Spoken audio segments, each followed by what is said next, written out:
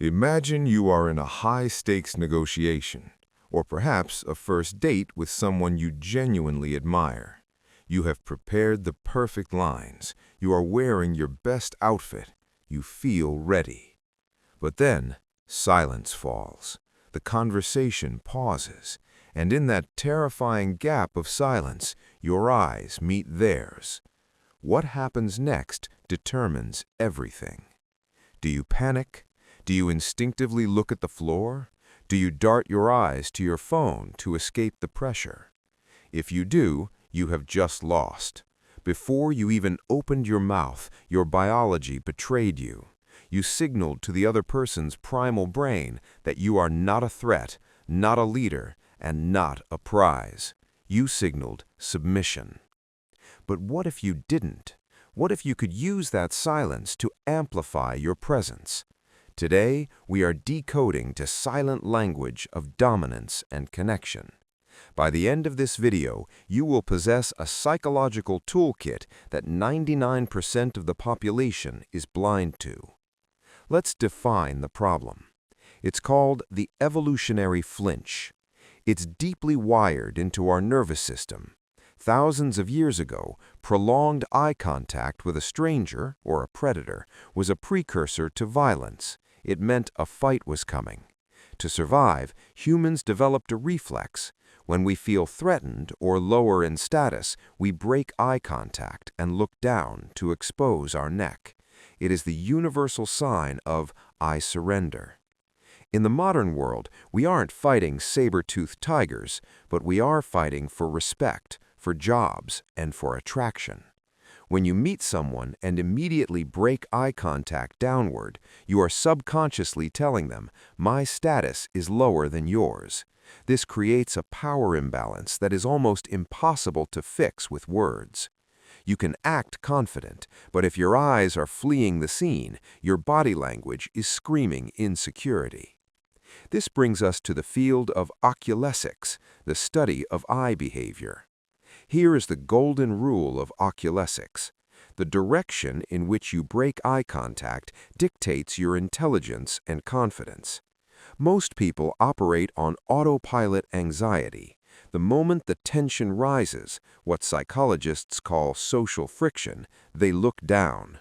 We need to reprogram this reflex immediately. We are human, not statues. We cannot stare at someone for 10 minutes straight. That's predatory and creepy. We must break eye contact eventually, but the vector matters. Technique 1. The lateral shift. From now on, eliminate the floor from your visual field. If the tension gets too high and you need to look away, you have 3 high-status options. Look up. This signals you are accessing visual memories. Look left or right. This signals you are processing auditory information or formulating a complex thought. When you look sideways, the other person's brain doesn't see fear. It sees processing power. They think, "He is considering what I said. He is analyzing." It transforms you from a nervous wreck into a thoughtful intellectual. Never bow your head. The moment your chin drops, your value drops. Keep the chin parallel to the ground and shift your eyes laterally. Let me tell you a story about a high-stakes merger that happened in the late 90s. Let's call the CEO Mr. Black. Mr. Black was known for being terrifying in negotiations, but he barely spoke. During a heated meeting with a rival company, the opposing lawyer began shouting, listing demands, trying to bully Mr. Black into a bad deal. Most people would interrupt. They would get defensive. They would start arguing back. Mr. Black did none of that. He simply sat back and locked his eyes onto the lawyer. He didn't blink. He didn't frown. He just watched him with total stillness. As the lawyer kept yelling, he realized he wasn't getting a reaction. The lawyer's voice started to crack. He began to stutter. He started looking around the room for validation from his colleagues. The lawyer's confidence crumbled because his aggression was being met with a void. By simply refusing to engage in the frantic eye movement of a nervous person, Mr. Black forced the lawyer to burn himself out. The lawyer eventually stopped talking, looked down at his papers, and mumbled, "We can, discuss the terms." Mr. Black won the room without a single sentence. This is the power of visual stability. This leads us to the core insight of this video. Eye contact is not just about seeing, it is about tethering. Think of your gaze as a physical rope. An anxious person has a loose, fraying rope. They throw it out, yank it back, and cut the connection constantly. A charismatic person, however, creates a taut, strong tether. They aren't afraid of the tension on the rope. When you master this, you realize that social friction isn't something to run from. It is the fuel for attraction and respect. The friction is the chemistry. So how do we apply this practically? I'm going to give you 3 specific techniques, one for charm, one for attraction, and one for conflict. Step 1. The velour gaze for charm. You know that awkward moment when a conversation ends or someone turns to leave? Most people snap their eyes away instantly, like a rubber band. It feels transactional and cold. Instead, imagine your eyes are made of velour or soft fabric. When you need to break contact, do it slowly. Drag your eyes away. If you are talking to someone and they finish their sentence, hold your gaze for just 1 second longer than comfortable, then slowly drift sideways. This subliminally tells them, "I value you. I am reluctant to stop looking at you." It builds massive rapport. Step 2. The oxytocin triangle for attraction.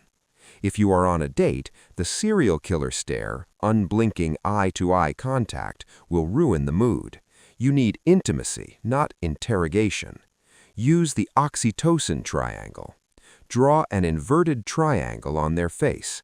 Left eye, right eye, mouth.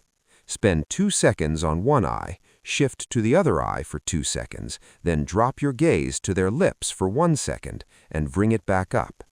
Looking at the mouth signals biological vulnerability and desire. It triggers the idea of intimacy in their brain without you saying a word. But be careful, only use this in romantic contexts, never in the boardroom, or you will look unprofessional. Step 3. The Cyclops lock for conflict. This is for when life gets hard. Someone is bullying you, a boss is yelling, or someone is trying to intimidate you. When we're nervous, our eyes dart back and forth between the other person's 2 eyes. This creates a subtle head shake that signals no or instability. To counter this, pick one eye. I prefer their left eye. Lock your focus on that single eye and do not move. Relax your face. Go completely stoic. This is called the deadpan stare. By focusing on one spot, your head stops shaking. You appear physically frozen in time. This creates an eerie sense of confidence that usually causes the aggressor to back down because they cannot read your fear. Remember, the eyes are the only part of the brain that is visible from the outside. They broadcast your internal reality. If your mind is chaotic, your eyes will be chaotic. If your mind is still, your eyes will be an anchor. Start practicing the lateral shift today. Stop looking at the floor. It's a small change, but it shifts the entire hierarchy of the room in your favor. If you want to dive deeper into the dark psychology of human behavior, click the subscribe button. We're just getting started.